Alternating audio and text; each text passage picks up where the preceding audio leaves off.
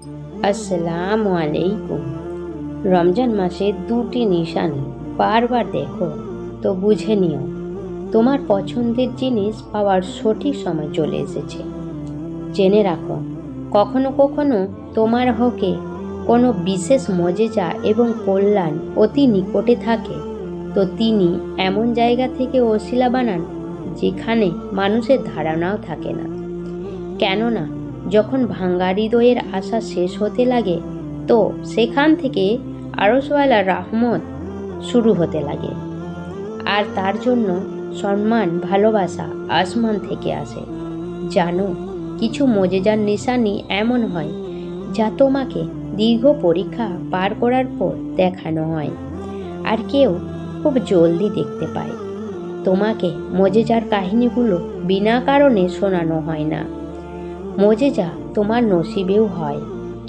যেই জিনিসের ভয় তোমার থাকে সেটা অনেক সময় হয় না, আর যেটা পরীক্ষা মনে হয় অনেক সময় সেটা কোনো বড় পুরস্কার ঘোষণা হয়। তোমার রব রাস্তা তো আগেই বানিয়ে দেন, কিন্তু দান তিনি একটা উত্তম সময়ে করেন।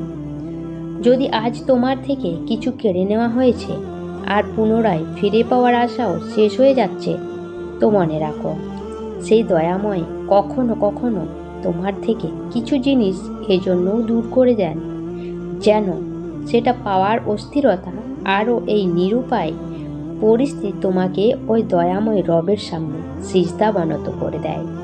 কেননা যখন তুমি আল্লাহর কাছে নিজের মনের কথা বলা শুরু করে দাও আর তাকে নিজের বন্ধু বানিয়ে নাও, তো আল্লাহ খুব জলদি সাহায্য রাস্তা খুলে দেন, সমস্যা দূর করে দেন, আর কঠিন সময়গুলোকে সহজ করে দেন।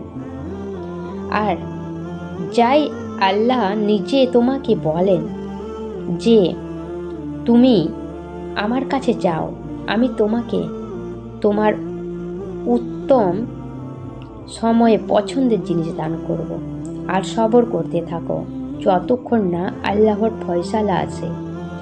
আর নিশ্চয় তিনি উত্তম পরিকল্পনাকারী। যদি তুমি এটা ভাবছো যে আমার নসিবে এত পরীক্ষা কেন, আমি খালি হাত কেন, তাহলে মনে রাখো যে তোমার রব প্রতিটা মানুষের নসিব আর তার তকদির আলাদা আলাদা লিখে রেখেছেন। সবার খুশি আর দুঃখের বিষয় আলাদা আলাদা। তুমি কখনো হতাশ হয়ে কারো নসিবকে দেখে নিজের নসিবের ফয়সালা করো না, আর কারো ভালো দেখে নিজের কম থাকার অভিযোগ করো না, আর কখনো কারো বেশি দেখে নিজে আফসোস করবে না, বরং বিশ্বাস আর ধৈর্য ধারণ করবে। কেননা তোমার থেকে কেড়ে নিয়ে কেউ পাবে না, আর কারো থেকে কেড়ে নিয়ে তুমি পাবে না। মনে রাখো, আল্লাহর ভাণ্ডার অসীম, আর এগুলোতে কোনো ভুলের কারণ নেই।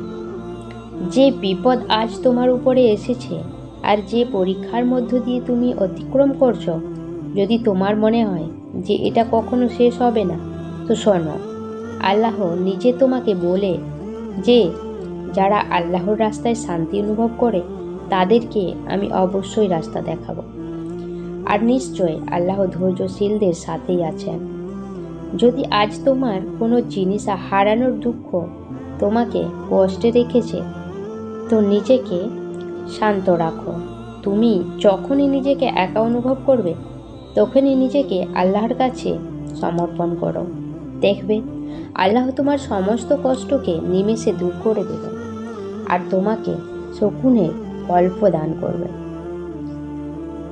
তুমি কষ্ট পেও না যদি আল্লাহ তোমার থেকে সেটা নিয়ে নিয়েছেন যেটা হারানোর ভয় তুমি কল্পনাও করোনি, তো শীঘ্রই আল্লাহ এমন কিছু দান করবেন যেটা পাবার তুমি কল্পনাও করোনি। যদি তুমি আল্লাহর থেকে নিজের কোনো চাওয়া পূরণ করতে চাও, তাহলে এই 3টা কাজ করো। দেখো, তুমি এমন দরজা হও যেটাতে ভালো কাজ করতে পারবে। যদি এমন না করতে পারো, তো এমন জানালা হও যেটা দিয়ে রোশনি আসতে পারে। যদি এমনও না করতে পারো, তো এমন দেওয়াল হও যাও যে ক্লান্তকে আশ্রয় দিতে পারবে। কেননা আল্লাহর প্রতি তোমার ভালোবাসা তোমাকে একজন ভালো মানুষ বানিয়ে দেয়। জানো, যখন আল্লাহ কাউকে কোনো মনের পছন্দ মতো জিনিস দিতে চান, তো সবচেয়ে আগে তাকে দিনের বুঝ দিতে শুরু করেন। সে বুঝতে পারে যে যা কিছু তার জীবনে হচ্ছে আর যে জিনিসগুলো তার হচ্ছে, সেটা আল্লাহর হুকুমেই হচ্ছে। তারপর বান্দার ইমানের কথায় আরও দৃঢ় হতে লাগে যে যেটাই হোক, আমার আল্লাহ আমাকে পড়তে দেবেন না, আমার আল্লাহ একটা উত্তম রাস্তা আমাকে দেখাবেন। তাহলে জেনে রাখো যে এটাই এই নিশানে প্রকাশ করেছে যে তুমি সেই সৌভাগ্যবান যার উপরে আল্লাহ রাজি আছে। কেননা সে আল্লাহর বিশেষ বান্দা, যে তার পরীক্ষা সবরের মধ্য দিয়ে অতিক্রম করে সেই নিয়ামত পেতে চলেছে যা তার আল্লাহ তার অশ্রুগুলো এবং সবরের জন্য তাকে দান করেছেন। এই সব কিছু আল্লাহর পরিকল্পনা, আর আল্লাহ তোমাকে ভালোবাসেন। আল্লাহ কোরআনে নিজে তোমাকে বলেন, আর যে নিজেকে আল্লাহর অনুগত বানিয়ে দেয় আর সে নেককারও, তার ফল তাকে অবশ্যই দেওয়া হবে। আর যারা নেক আমল করেছে তাদের জন্য এমন ফল আছে যেটার সংযোগ কখনো ভাঙবে না। তুমি যেটা বারবার চাও সেটা আল্লাহ আগে থেকে দিয়ে রেখেছেন। শুধু তিনি চায় তার বান্দা তার কাছে সেটা নিজে থেকে চেয়ে নিক।